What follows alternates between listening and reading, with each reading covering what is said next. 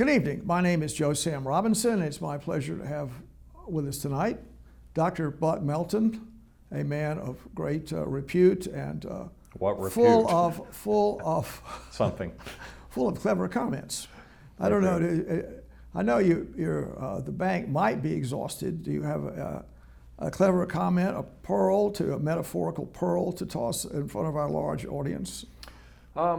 Yes, we were talking witty repartee earlier from an earlier generation, and of course very few people were better at that than George Bernard Shaw and Winston Churchill. And so when Shaw was getting ready to open his latest play, and this is well documented, he wrote to Churchill saying, opening night, here's some free tickets, bring a friend if you have one. And Churchill responded, can't make opening night, well, we'll attend second night if you have one. Isn't that clever? Yes. Well, okay, well, that's a good springboard for our conversation tonight. Well, we've talked about what the national debate, dialogue going on with this political season upon us, what's some issues that should be discussed that I think they've been bypassed by both parties, full of the joy of ad hominem attacks on each other, castigating the morals, intelligence of their opponents repeatedly on the airwaves. But I think we've had a discussion earlier about what are some issues that might be usefully discussed, and particularly with President Trump's intellectual issues and advanced age. I guess we can remark upon this together. You and I, several years ago, wrote a paper for The Atlantic discussing the merit of having some kind of age limit on the president. And certainly there's one to come in on the other side. I think it's 35. Is that the number you have to? If you're president, yes. If you're just a pup and you're 34, the office is past your reach. Should that be something that we could ask the political parties to do anything about? Presumably not. This is the last thing anyone wants to discuss. Have we gotten anything out of the President Biden's problems? Is there anything is that a cautionary story? What exactly happened? How can we prevent it? And indeed, it's worth saying this, that the former President Trump, I think, is getting up there. Is he 78? 78, I believe, yes. He's 78. He's just about my age, but hopefully both our brains will work out. But it does appear, just listening to him talk, there could be something going on there, a subtle change. Would it be useful to have presidential candidates go through some kind of cognitive testing? Should there be episodic cognitive testing? Should we get MRIs episodically? And should we be ready to the vice president have more of a role possibly in jumping in if things get difficult? It's particularly true because of the nuclear football is there, and it's a little worrisome, I must say, considering President Trump's accepted intellectual shortcomings, that he could push a button supposedly that would blow up the world. And it's been said, well, no, that won't happen. We've got a system in place to prevent that. A question would be, what is the system, and is someone just observing the limitations that cognitive dysfunction imposes on powerful figures that could really terribly influence the state of the world? Presumably, checks and balances are really necessary in these circumstances.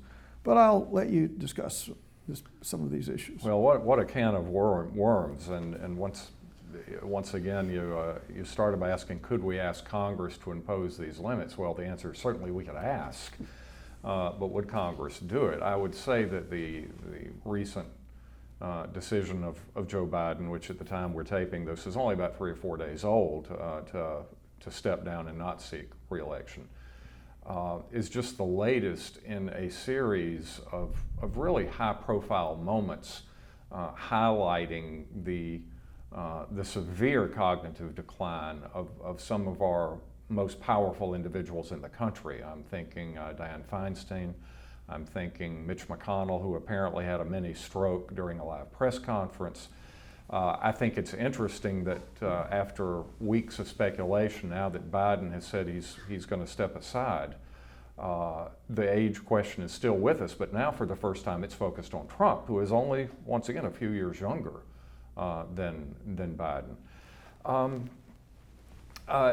Another thing that you mention is the nuclear football, and that there are safeguards in place. I'm actually reading a book by one of our former SecDefs, is a Cohen, and a co-author whose name I can't remember correctly, pointing out that there, constitutionally and legally, no, there are no safeguards. The president is the commander-in-chief with sole authority to launch or not to launch, and that additionally we have a launch on warning policy, which means if we believe that the missiles are inbound, we are not going to wait until there is a nuclear detonation.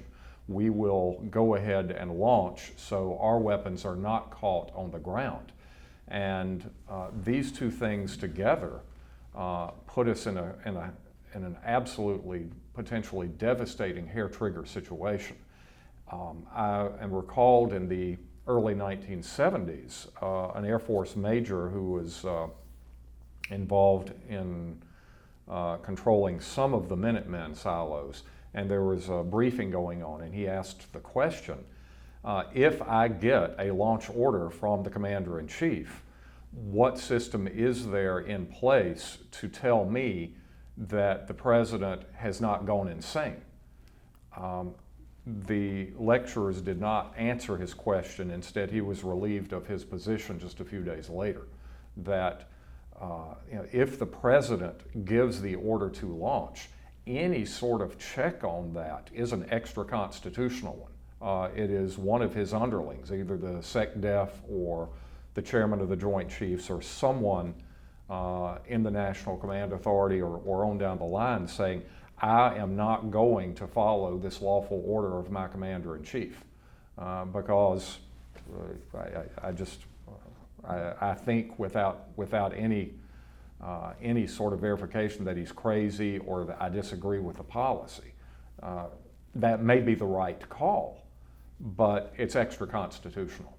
It's not part of the established checks. Well, on that subject, just segue slightly into it, I'll report a conversation that I had with a naval officer about deep in the Atlantic Ocean in a nuclear submarine in the wardroom. He was having a conversation with a weapons officer, and as I understand this, to fire the weapons, I think there are 3 people on the nuclear submarine that have to say, let's do it.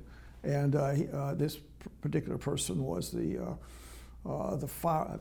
I'm going to blunder around with who's whom here, but the chief of the submarine, the executive officer, and then the fire control officer, that actually was watching the nuclear missiles. And he said, I might not do it. I'd have to. He had firm doubts that would he really do that. So right down the line, people are aware of the terrible responsibility, and I can imagine a situation where something terrible happened and only 98% of the missiles flew, 2% of the missiles, some percentage of our firepower was muted because the people that pushed the button were not sure enough that was the moral thing to do. I mean, some percentage. Yeah, I'm always brought back to, and it's interesting that John F. Kennedy, one of the books that most influenced him in the final few years of his life, at the time he was running for president, then elected president, was Barbara Tuchman's The Guns of August. Yes. Which was, of course, about how Europe stumbled into World War I. And that's probably, I say probably, the best analog we've got as to how a nuclear exchange may unfold. It's never been fought. We've never fired missiles across the poles. We don't know if the guidance systems would work. But I've talked to people in the military, and they say, well, this is how it's going to happen, and this is how it's going to unfold. And I'm saying, you have an immensely complex machine. You've got an immensely complex command control authority, the communication system. I mean, perhaps it's hardened and can withstand an electromagnetic pulse, perhaps it can't, because we don't know, it's not been tested. You've got the moral qualms of these officers of the sort that we've talked about, and some of them may say no. So we don't know how it will unfold. We just don't. But even if 2% of our missiles fire, 2%, just to give you an example, if there were, God forbid, if there were one nuclear explosion in Midtown or downtown Manhattan, we'll say even of low yield, of Hiroshima or Nagasaki yield, quite apart from the, conservatively speaking, 500,000 deaths that one low yield explosion would cause, that would throw the United States into a depression for decades that would make the Great Depression look like a child's tea party. And of course that would ripple out to the other financial capitals on earth. That's one low yield nuclear weapon. Now let's say it's half a dozen nuclear weapons. So a couple in New York, one in Washington, one in Chicago, one in LA, one in San Francisco. You can imagine. One in Warner Robins. You know, Okay. Well, during the time of our youth, we it were was certainly a target, right? Yeah, I don't know if one of my earliest memories was seeing B-52s flying at treetop level over Tinsley High School in the 60s doing simulated bomb runs on Macon. And, Really? I still remember it, so it had an impact. Wow. So yes, and that's even with a very small number of these things being launched. Well, So- just to go through this, I mean, we sort of circle a little bit, but our idea is in the national discussion, we're doing something on making sure that people that have the power to pull triggers, that they're carefully vetted, and if their inability our ability to function in their job becomes disturbed, then there's a real method to do something about it. And at a lower level where you're in charge of something less draconian, electric lights in DC, I mean, it's a responsible job. But if you can't quite do it, maybe we can overlook it. But a big important job, I think would be an issue. And I'll then move back to one sort of thing to talk about is our foreign policy, and we're going to discuss our foreign policy with the presidential candidates, and they don't really, it doesn't seem go too much there.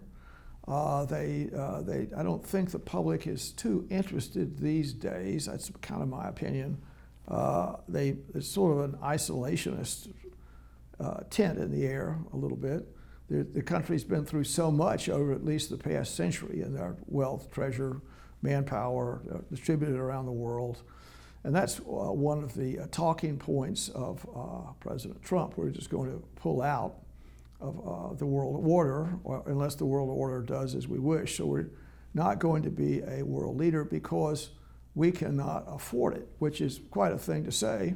I mean, and maybe there's some validity in that. Well, with a $30+ trillion national debt, right? yeah, We cannot, and also we can't afford wars like the that. Europeans don't really understand that. I think when they consider NATO, it's a great thing, and I appreciate that. But the U.S. Has other defense responsibilities, particularly in the Middle East and in East Asia. So it's not merely the Russian border. There are other things to consider, and so there's a lot to be said that's positive. I think on the Democratic side, it's kind of steady as she goes, particularly in the Russian-Ukraine situation, and it appears that the supporters of the Republican Party are less positive about that, but that's an issue that's sort of out there. A bigger story is and this is an important story, I think, is what to do in the Middle East, and each political party saying whatever they're going to do, and they're sort of dodge the issue. And as best I can determine it, the Democrats or the Democratic parties more pro-Palestinian, and the Republicans are more pro-Israeli.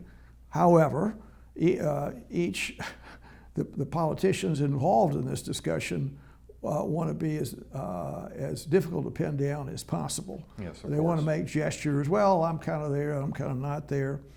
But we certainly play a huge role in that. And a question to ask is the amount of money that is spent on defense. Is this the right way to do it? Is this a huge amount? Is it China? Is it necessary for us to compete with China? How do we compete with them? Could some kind of dialogue be useful to diminish tensions? And is that possible? The same with the Russians. How can we do something in the Middle East? It's very difficult to say what policy the government would have and what's going to be the best policy, and it involves a lot of ethical brooding about the world. We're certainly in a small world now, and are the respective political parties clearly giving us some guidance as to what the right thing to do is? Well, to a degree, but I'd like to back off from that for a moment and look at the bigger picture. The tendency is when we talk about the president, we tend to focus, as we just did, on the hair-trigger nuclear exchange. You'll have 4 minutes to decide. I would like to think that most presidential decisions are not that time critical, a matter of minutes or even a matter of hours. And so there is time for rumination, there's time for reflection. And perhaps I will say, in defense of Biden's handlers who essentially have been pushing him on us these last several months. Longer. Yeah. But certainly I'm thinking during campaign season that it is a degree of decision and rule by committee. Let's face it, when we elect a president, we're not just electing an individual. I mean, very largely we're electing an individual, but we are electing that individual spouse who, up until very recently, back in the pre-feminist world, had no career of her own. And yet she certainly had the president's ear. And the best example of that would have been Wilson's wife during his stroke. But I'm thinking Jimmy and Rosalind Carter came as a couple, then more pointedly Bill and Hillary Clinton. Yes, indeed. Yeah. So and so the spouse is a big one.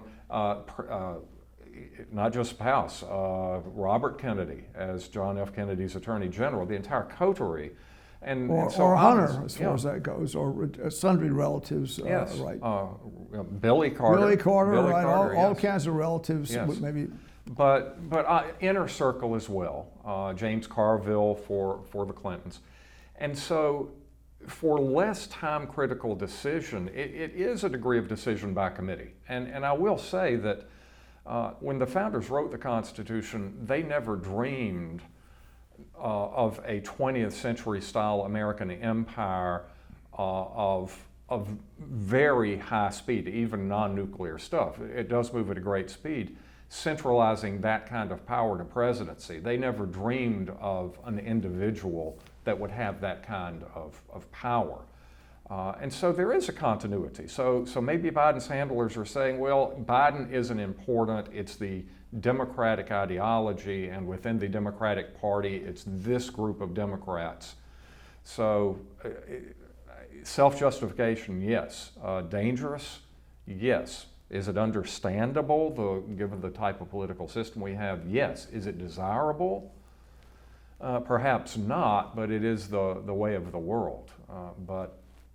Well, so I think that's a good point. I mean, if we have our political dialogue underway now, and each side doesn't really tout, or maybe not, they tout a little bit. I'm going to put so-and-so in this role or that role, and I think maybe that's meant to reassure Americans. And I think former President Trump said he was going to put Jamie Dimon in as possible Secretary of Treasury, which, throwing that out, of course, it would be it's almost a joke about how that would work.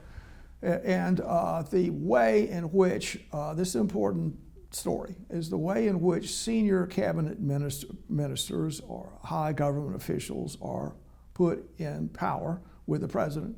And I must say that really kind of what happens is you get the political party functionaries get those jobs. So you're sitting there, well, I've won the election, and now all your minions approach with their hands out. I'd like to be, whatever it is, postmaster in Little Rock, Arkansas. And indeed, I think that's been the way it's almost always been. Oh, yes. The office seekers are there. There's a huge, what is the process by which this happens? And I think often there's really difficult people or inappropriate people get the job. And maybe the Brits have something that's pretty good and a shadow cabinet. So you could, if you're voting for, it's a little difficult to do it now, but let's say President Biden was there and the candidate, President Trump, had put together a group of people that matched the jobs of the senior officials, and they could say, this is the way I could do it. But that's something that's missing, and I would say that we often get, and this is where decisions are made downstream in presidential appointments and also in the bureaucratic system, which I think President Trump, former President Trump, criticizes. We've got all these bureaucrats that are there. They've got cushy government jobs, and they make these decisions, and so thousands of bureaucrats are making decisions. What do you do about that? How do you control that? And indeed, we mentioned the military. I think one of the things that's noticeable, is my understanding, is for the senior military officials, how they get their appointments are dependent on political patronage or access. I think that's a fair thing to say.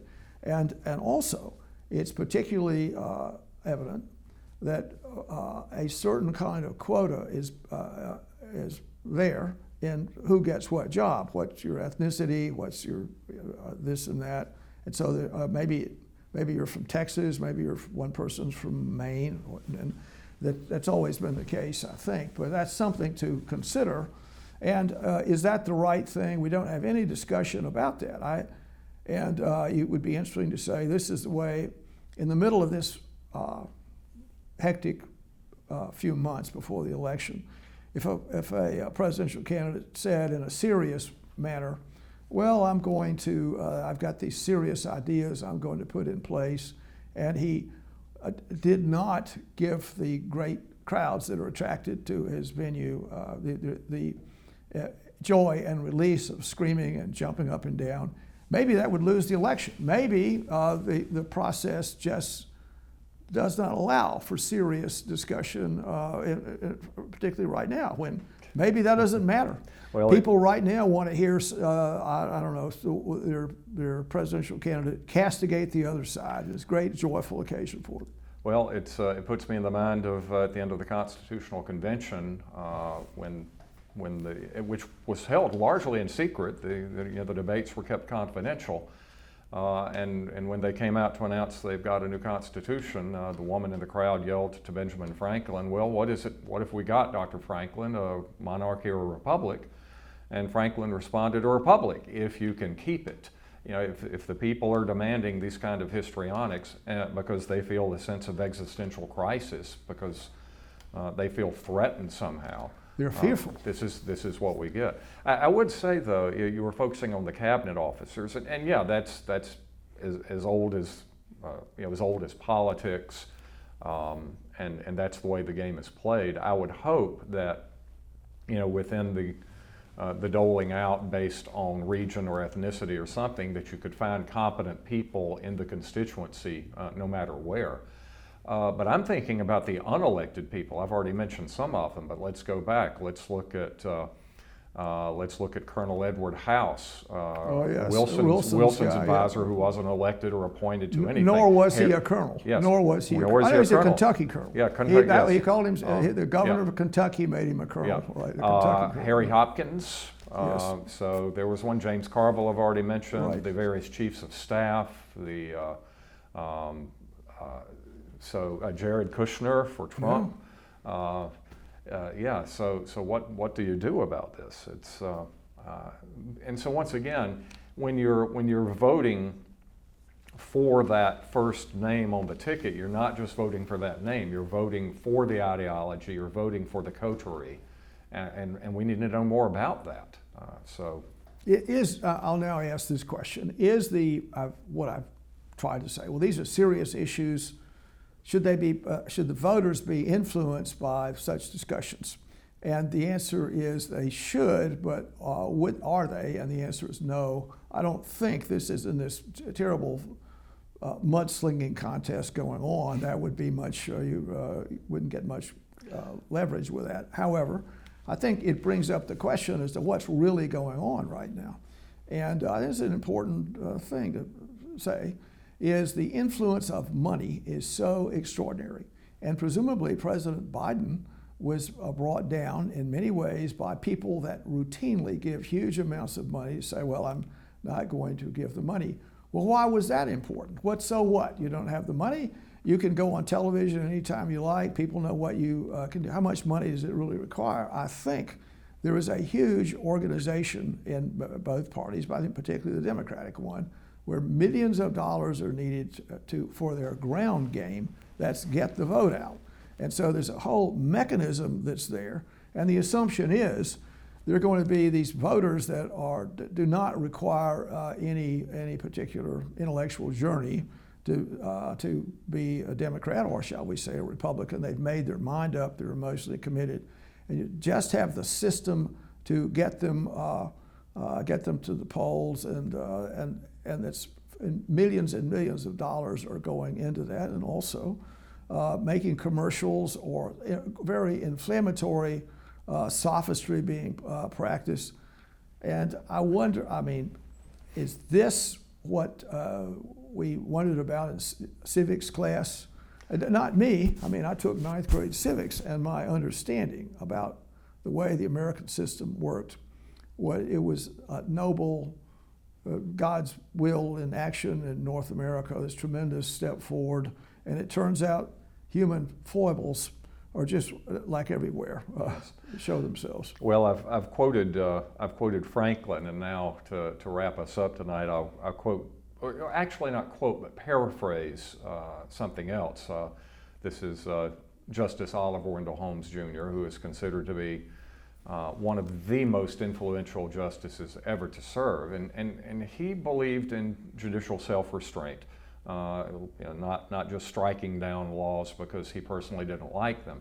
And to paraphrase him, something he said on occasion, he said, a democracy means that if the people, whoever and whatever the people are, if the people want their country to go to hell, they have a right to do it without my interference. And is that what we are seeing now? But we have to. That's for another day. I'll make one more comment about that. And there is such a thing, which many political philosophers have discussed, the tyranny of the majority. Yes. So if somebody can put together a majority, 51%, that 51% can presumably run roughshod over everyone else, and that's something checks and balances should stand up against. That's why we have a constitution, because a constitution fundamentally, as we understand it, says that 51, or actually 50% plus one, cannot do just anything they want. But as I say, for another That's discussion. fine. Well, good. Once again, a very entertaining conversation, Buck. So Indeed. go with the wind at your back. Thank you, So sir. Take care. Thank you.